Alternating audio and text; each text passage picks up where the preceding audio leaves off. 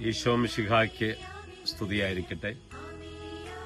അമ്മയോടൊപ്പമുള്ള യാത്രയിൽ നമ്മളും പങ്കുചേരുകയാണ്.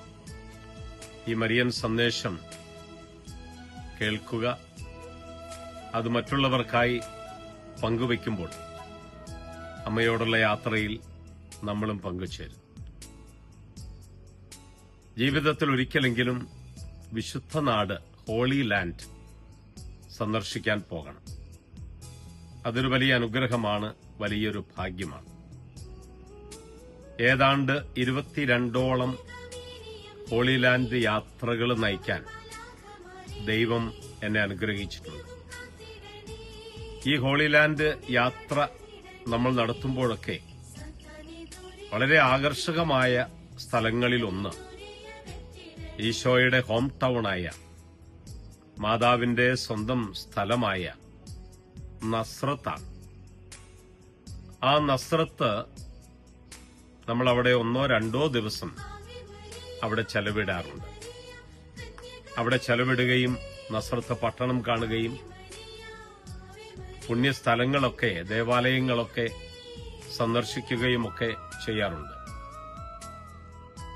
നസ്രത്തിലെത്തുമ്പോൾ തീർത്ഥാടകർ എന്നോട് പറയാറുണ്ട്, ഇവിടെ നമുക്ക് കൂടുതൽ സമയം ചെലവിടാം.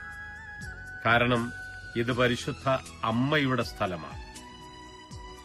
ഇസ്രായേലിന്റെ വലിയ പട്ടണങ്ങളിലൊന്നാണ് Nazareth. Cultural, political, religious, economic and commercial സെന്ററായിട്ടാണ് നസ്രത്തിനെ, ഇസ്രായേലിന്റെ ഈ സ്ഥലം കാണുക. ഭൂരിഭാഗവും മുസ്ലിം, ഇസ്ലാം മതക്കാരുണ്ട്, ക്രിസ്ത്യാനികളുണ്ട്, യഹൂദരുണ്ട് ഈ നസ്രത്ത് പട്ടണത്തിൽ. വളരെ മനോഹരമായ ഒരു സ്ഥലം. മില്യൺസ് ഓഫ് പീപ്പിളാണ് ഓരോ വർഷവും ഈ നസ്രത്ത് പട്ടണം സന്ദർശിക്കാൻ അവിടെ എത്തുന്നത്. ഇത് ഒരു ജൂവിഷ് വില്ലേജ് ആയിരുന്നു. റോമൻ ബൈസന്റൈൻ കാലഘട്ടത്തിൽ അവിടെ ക്രിസ്ത്യാനികളും ഒത്തിരിയേറെ പേരുണ്ടായിരുന്നു. പിന്നീട് ഒട്ടോമൻ ചക്രവർത്തിയുടെ നേതൃത്വത്തിൽ കുരിശുയുദ്ധം നടത്തപ്പെട്ടപ്പോൾ അവിടെ നിന്ന് ക്രിസ്ത്യാനികൾ എക്സ്പെലായി. അവിടെ നിന്ന് ക്രിസ്ത്യാനികൾ പോകാനിട വന്നു. പിന്നീട് 19-20 നൂറ്റാണ്ടുകളിലാണ് ക്രിസ്ത്യാനികള് യൂറോപ്യൻ മിഷണറിമാരുടെ പ്രവേശനത്തോടുകൂടി കൂടുതലായി സജീവമാകാൻ തുടങ്ങിയത്. യൂറോപ്യൻ മിഷണറിമാര്, പ്രത്യേകിച്ച് ഫ്രാൻസിസ്കൻ മിഷണറിമാര് അവിടെ ദേവാലയങ്ങൾ നിർമ്മിക്കാനും മൊണസ്ട്രികൾ രൂപപ്പെടുത്താനും എഡ്യൂക്കേഷൻ ആൻഡ് ഹെൽത്ത് ഫെസിലിറ്റീസൊക്കെ വർദ്ധിപ്പിക്കാനും ഇടവന്നപ്പോൾ ക്രിസ്ത്യാനികള് ധാരാളമായി അവിടെ വരാനും താമസിക്കാനും, അങ്ങനെ നസ്രത്ത് പട്ടണത്തിൽ ഇന്നും ക്രിസ്ത്യാനികളുടെ എണ്ണം ധാരാളമായി കൂടാനുമിടയായി. അതുകൊണ്ട് വിശുദ്ധനാട് സന്ദർശിക്കുമ്പോൾ ആകർഷകമായ സ്ഥലങ്ങളിലൊന്ന് ഈ നസ്രത്ത് പട്ടണമാണ്. നമുക്കറിയാതെ മാതാവിന്റെ സ്ഥലമാണ്, യോസെപിതാവിന്റെ സ്ഥലമാണ്, ഈശോയുടെ ഹോം ടൌണാണ്.